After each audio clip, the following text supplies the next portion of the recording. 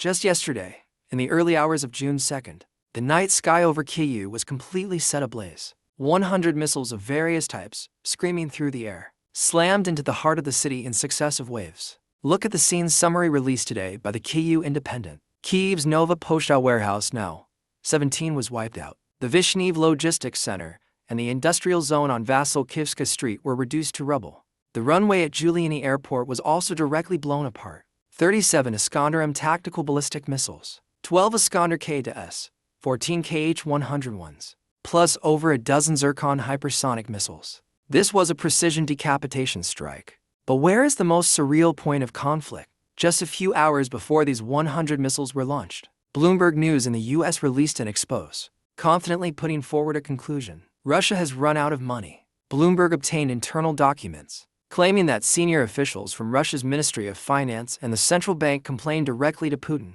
warning that any further increase in military spending would be unsustainable for the national budget. The funding gap in 2026 could be as high as 3 trillion rubles. The report detailed the financial team in charge of the money wanting to cut spending, while the Ministry of Defense holding the guns refused to budge. The two sides were arguing until they were red in the face at the Kremlin. Western media took this leak and ran with it, instilling an expectation in the outside world. As long as they hold on just a bit longer, the opponent's treasury will empty itself. And the result? These 100 very real missiles in the early morning were the most hardcore response thrown at that fiscal deficit report. This night raid, on the surface, is the second wave of retaliation for the May 22nd attack on the Luhansk Technical School. In that airstrike over 10 days ago, the Russian side reported 21 students killed, while Western media and Kyiv insisted that the target was a drone command center.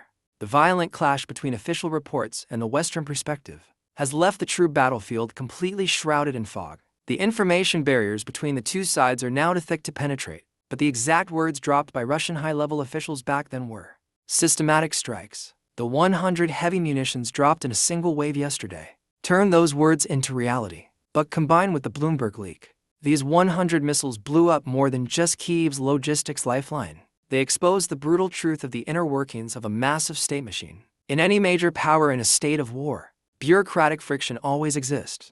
The finance ministry's task is to stare at the deficit rates on spreadsheets. What they see are inflation risks and a 3 trillion ruble fiscal hole. The defense ministry's task is to fill the trenches with artillery and missiles. What they see are millions of industrial workers who rely on military orders, and the tens of thousands of tons of ammunition consumed at the front line.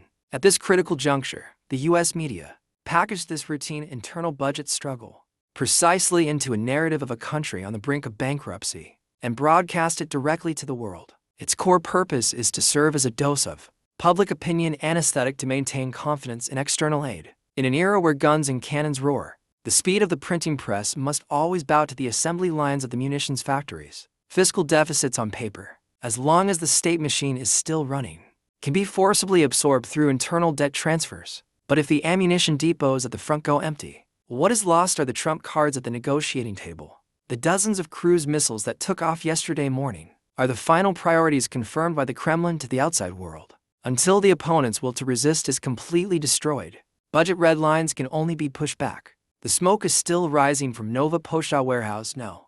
17 in Kyiv. This core logistics transit line is now completely severed.